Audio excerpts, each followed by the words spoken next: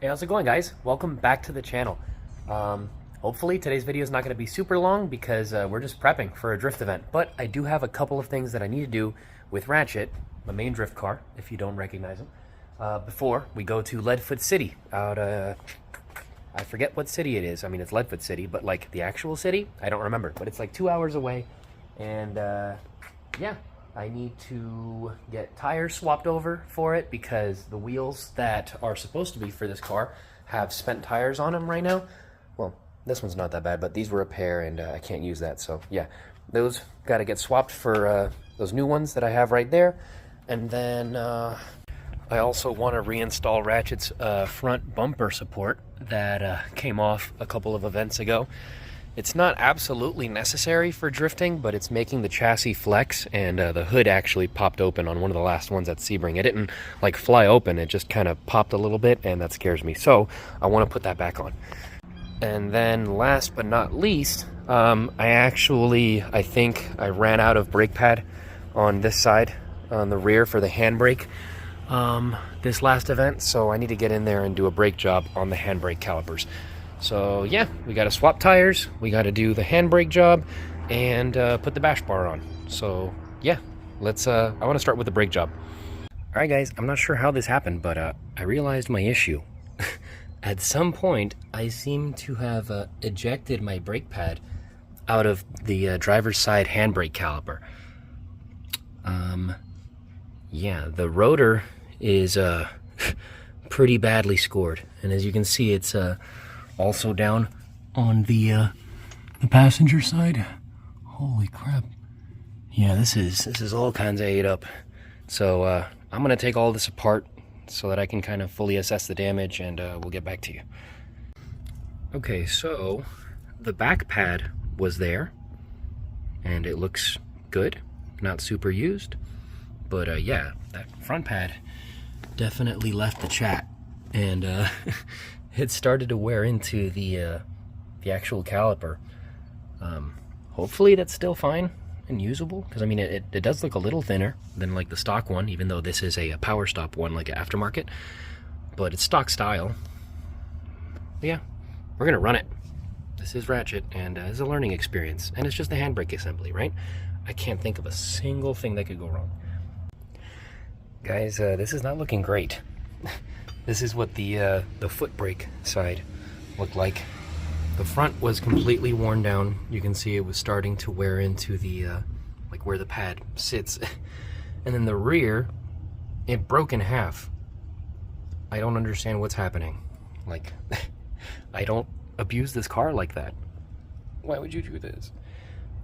But yeah, let's see what I can do. I do not have much budget to fix this. I had some pads put away that I didn't use a long time ago that I was hoping to just replace one pair. But with both of these out of the count, I may have to buy some brakes. So let's see. My God, guys, I can't with the plot twists right now. So remember what I was just talking about? So I just opened up the box of brakes that I had put away. I thought I only had a pair. Turns out I have a set of 4. So like, as long as the other side isn't messed up, which I guess we might as well go find that out now. But as long as the other side isn't messed up, we're chilling. So let's go check the other side. Guys, we are chilling. Passenger side is perfect. Front and rear. So yeah, I guess let's get to replacing those brakes on the other side. Okay, so I wanted to take this opportunity to kind of teach you guys something if you didn't already know. So for those of you that have never done a brake job before, you can't just compress the caliper to a point where you'll be able to install the new pads, because basically the issue that you're going to run into with every brake job that you do is that after you've taken out the spent pads and you want to put in new ones, you'll notice that this plunger right here is just, it won't go back, and it's way too far for you to be able to fit in the new pads. So you need to recess that plunger in some way. Now, different calipers are going to use different methods, and for that reason, they make this kit right here. So this is, you can see the part number right there. I believe I bought this at Harbor Freight, but they rent it out at like AutoZone and O'Reilly's and stuff. So this is for you to be able to expand different kinds of brake calipers. So you can see all these little ends right here are for different kinds of calipers, right? Mostly just different sizes. These are all for the same style of caliper, which is the type where the plunger uses these two indentations right here. because there are some that don't have any indentations, and you can basically just run the tool without a end on it, because all you have to do is compress. But yeah, so as you can see, actually, you know what? I'll show you on the car how this works. Okay, so basically, depending on what caliper you have is going to be a different size here, right? So step one is figuring out which size of this fits with your caliper. Once you've done that, you want to install this flat piece right here, which is going to be separate in the box. You want to install that onto this tool right here, right? And you're going to do that, by the way, by this is normally kind of like this or like this. Make sure it's set all the way to one way so you can slip it on right here and then be able to make it over this end. And that's how you get that on there. So you put this on here, and then you put the whole assembly between the plunger and the end of the caliper, and you want to work this tool until this fully compresses, right? This way. Once you've done that, you'll notice that you can no longer turn left with this to be able to expand it. At this point, you need to put a wrench on this part right here, and that is going to turn right while pushing inwards, right? Now, one thing to note is that you're only going to get maybe a half rotation out of this before the entire assembly starts spinning freely, because it has now compressed. So at that point, you need to torque this part right here to the left again to, expand it again, get pressure, use the wrench, push the plunger in, move this to the left, you know what I mean? And you just do that until this is all the way in. So I'll show you guys that now. Okay, actually, reverse it. This goes out to make the compression, and then you spin this to compress it. Sorry, it had been a bit. And you're saying to yourself, why didn't you just re-record that other clip? Okay, and just like that, the plunger is completely compressed. So now we have all that room to go ahead and put in the new pads.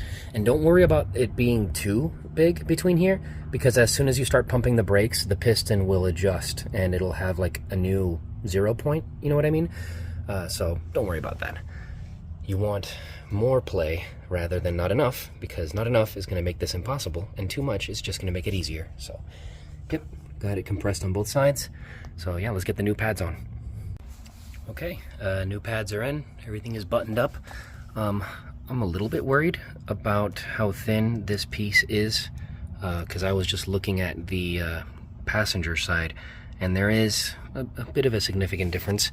And also, because of it being worn down, it's kind of pushing on the top of the pad, and it's not pushing it so far down, because like it can't push it further down than like, this right here, but you can tell that it's a little bit closer to the center of the rotor than like this pad is, so just something to look out for. I mean, I think absolutely worst case scenario, this whole, caliper takes a crap somehow, and then I just have to get a new one anyways, which is kind of where I'm at right now. So I'm hoping this is at least a temporary solution to get me through the weekend, and then we'll later on replace this entire rotor, probably get new calipers, and we'll get there. But for now, let's hope this just works. So let's get the car back on the ground. Okay, car is back on the ground. Now let's go ahead and work on the front bumper support. So I'm using my jack to support the bumper support so that it's way easier for me to align the holes, because yeah, I figured this was going to be like a two-person job, because of holding this in place, but then I came up with this, so here we are. All right, let's do it. And done. Nice new hardware in there. Which, by the way, I don't know if you guys have ever noticed this, but this is from the old owner. This was already on there, but a little Easter egg on the car. Honestly, I need to get like a silver Sharpie. Maybe have you guys start signing this bumper support at the events. That'd be kind of cool. But yeah, I guess the only thing that's left is getting tires switched over. I normally go to Keys Cruisers, who's a sponsor of the channel, but he's kind of in the middle of moving shops right now, and he doesn't have his tire machine set up. So I'm either going to go to his place so we can kind of do it by hand, old school, or I'm going to go to another tire shop here in town that I used to go to. But yeah, I guess we'll find out about that tomorrow. So see you then. Alrighty guys, it's the next day. Came over here to Rangel's tire shop, and yeah, we're gonna get these two switched out. One of them is still usable. I'm gonna end up using it as a roller, but as you can see, this one is completely fried. So I got two new tires, and yeah, they're getting swapped right now. I don't want to be too intrusive, but yeah, I'm gonna hang out in the truck for a little bit. Alrighty guys, They got everything switched over. Got the old tires loaded up so I can dispose of them myself. Let's go ahead and get back home. Okay guys, we are back home. Let's go ahead and switch these back tires over. Okay, just like that. New tires and wheels are on. So I think I'm gonna go take them for a test drive, make sure that the brakes feel okay. And yeah, we're ready to go drifting, I think. All right guys, I just came back from doing the test drive and the car feels pretty good. I was a little worried about the clutch being on its way out after the last event. I do think it's a little worn. Like I think I feel it being a little bit more worn than I remember it being, but still does a burnout. It still, you know, does what it needs to. It doesn't feel like it's actually slipping just yet.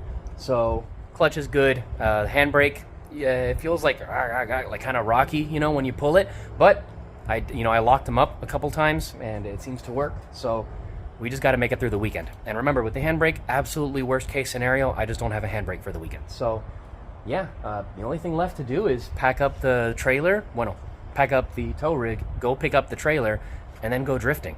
But I'm not going to bore you with those last couple bits because you guys have seen it a bunch of times before, and I don't want to make you guys feel like I'm milking content. So thank you guys so much for watching. If you haven't already, please consider subscribing, like the video, maybe leave a comment, and yeah, I'll see you guys next time. Bye.